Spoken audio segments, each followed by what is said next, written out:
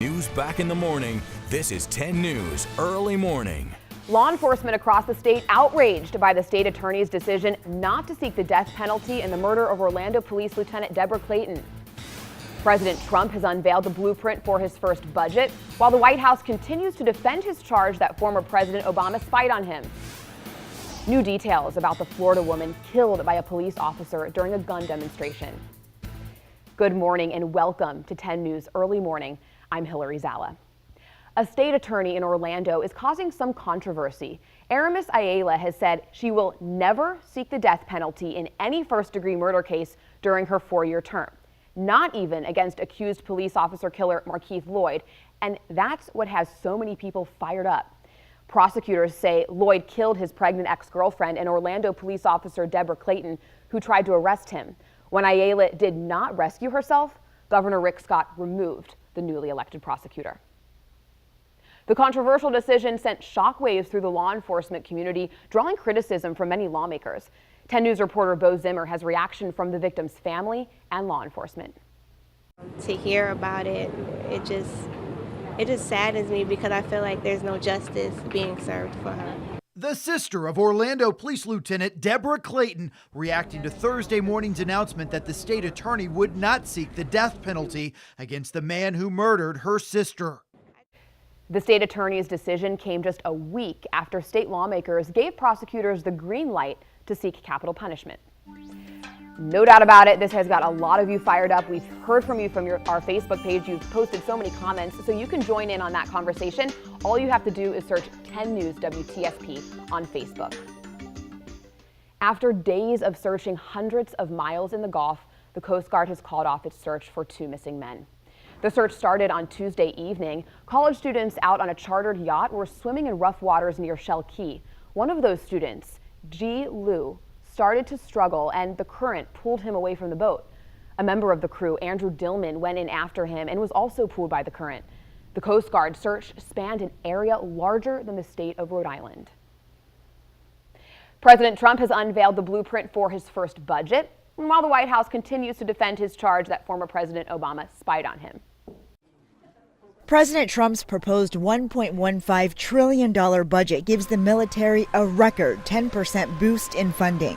There's a very deliberate attempt here to send a message to our allies and our friends such as India and our adversaries. There's also money for a down.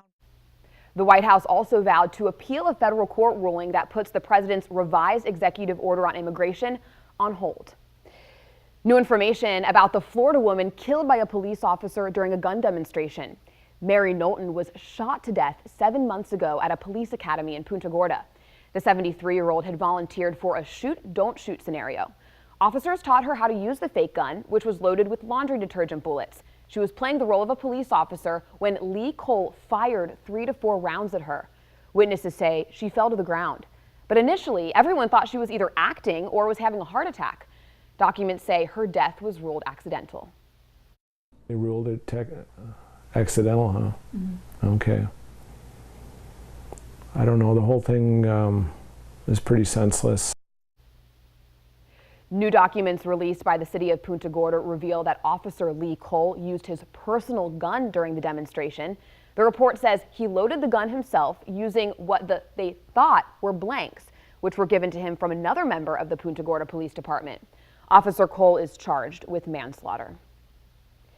Well, it's been a long road for construction along Gandy Boulevard. We're going on 3 years now, so if you drive it, you know it's been a little annoying. But the flyover project has not only impacted drivers, but for the Sandbar and Grill restaurant, the backup problem is the sewer system.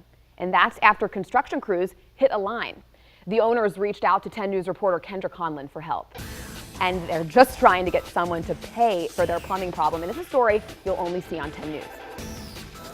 The Sandbar owners tell me suddenly the sinks and toilets started backing up. It took them days to get to the bottom of what was causing the stinky situation, forcing them to shut down their business. There was no sewage going down at all. The Sandbar banks on its customers. They were closed for a few days and a lot of people were upset, and we all come here all the time. But plumbing problems in November and a 4-day closure meant money down the drain. We were out of work for a few days. That is annoying. I did talk to FDOT, and that project should be finished by next fall. So a Good Samaritan is being called a hero for saving the life of a Florida deputy. Right here, you can see the deputy being attacked along I-75 last November. Lee County Deputy Gene Bards pulled over Edward Strother for speeding. This photo shows, right here, shows Strother on top of Deputy Bards. That's when Assad Russell, who was legally carrying a concealed weapon, stepped in. He shouts at Strother to get off the deputy several times, and witnesses say the officer was telling him to shoot. So you can see him there in the blue shirt standing there. So we're not going to show you the actual moment he shoots, but listen to this. Oh, oh, oh my God. Russell fired 3 shots, and you can see him walking away dazed and confused. So witnesses at the scene say he was really shaken up. So the Lee County Sheriff's Office says Russell saved Deputy Bard's life. Strother later died at the hospital. What do you do when your calls for help go unanswered? You expect 911 to answer. Well, coming up, we'll tell you about the so-called ghost calls from a major carrier jamming the 911 dispatch system. Plus, it's one of the world's most active volcanoes.